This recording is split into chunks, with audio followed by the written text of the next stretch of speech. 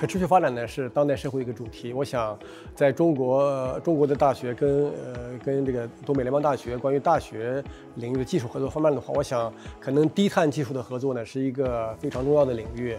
因为我想，包括我们雅库特地区、萨哈地区未来的可持续发展，可能碳中和、减排呢也是非常重要的主题。在这个领域的话呢，实际上中国目前是全世界走在领先的一个位置吧。所以我想，通过跟两国大学之间在低碳。碳中和领域的这种合作的话呢，我想可能对于我们本地区的碳中和的进程、减排的工作呢，会有非常积极的帮助。另外一个方面呢，就包括像刚才我的同胞从哈尔滨工业大学的张教授他谈到的，包括在这种北极极地这种考察。极地观察这个领域的共同研究、共同合作，包括联合研究实验室的这种设立，人员的交流合作呢，我想对于这个双方加强这种有关咱们北方地区还有极地的科学研究，共同的促进这种可持续发展的话呢，也是有非常帮助的。当然，我想呢，还有一个就是说呢，我们这个时代呢，也是一个人工智能的时代。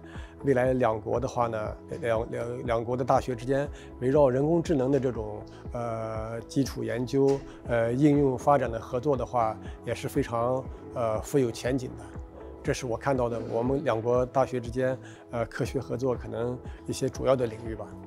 Безусловно, Северный форум – это важное мероприятие, объединяющее целый ряд регионов и стран, которые обладают доступом к Арктике. И такие мероприятия необходимы для поиска точек соприкосновения, для выработки новых путей развития.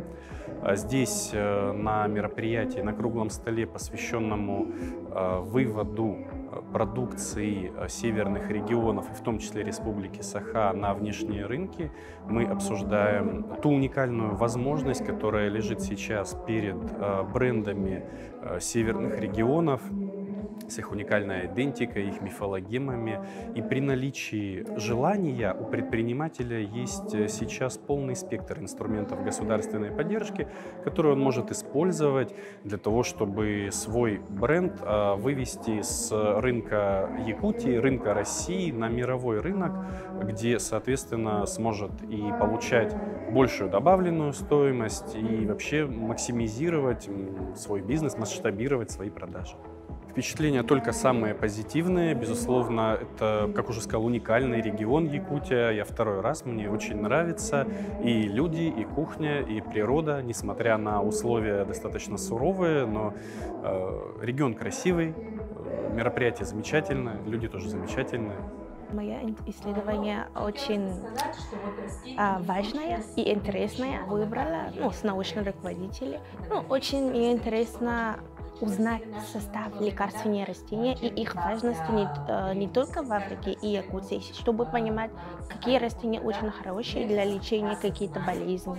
И тоже с помощью исследования могу потом домой, когда пойду, узнать, какие растения могу уже использовать и могу, например, составить лекарства для болезни, потому что у нас в Африке, кстати, люди очень активно используют лекарственные растения и из-за их доступности и недорогими средствами. Но я очень рада, что выступала сегодня, и это все было возможно и с помощью моего научного руководителя. Мне очень нравится. И надеюсь на дальнейшие еще моменты такие.